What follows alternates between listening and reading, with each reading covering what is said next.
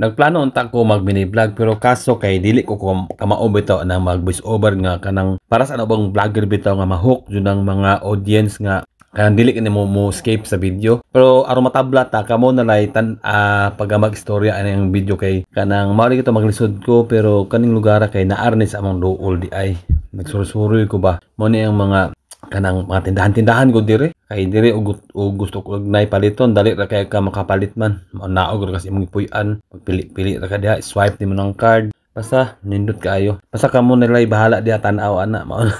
mut ka ning magbili vlog oy na parani o mahot kanang magbili vlog kay lisod oy di basta-basta kay mahotdan mag-istorya gadagan ang video unsa imo nang gamunog istorya para lang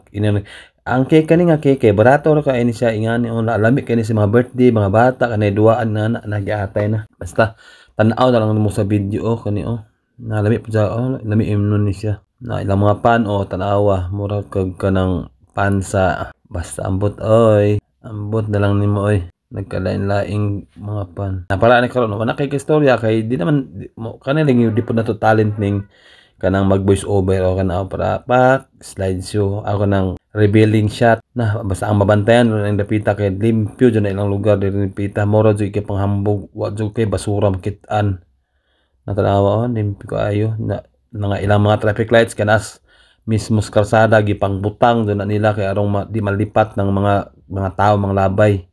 siya arong malipat pa kanas kalsada napadyo sa taas kung mabanggaan gud ka dinanghag dyan na danghag dyan ka mga pagkatao kay magkawagbantay klaro na kayo ng suga ni balhin na mga na diha kana ug na mga okasyon diri sa Korea mao na ipanghatag sa company inana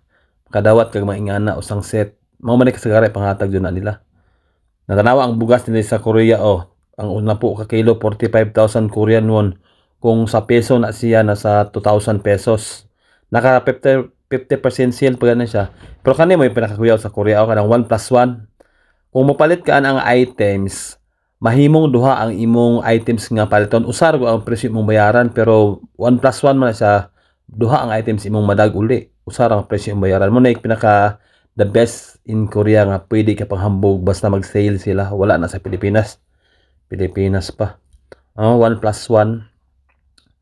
grabe lang mga presyohan diri sa Korea basta mag-sale na sila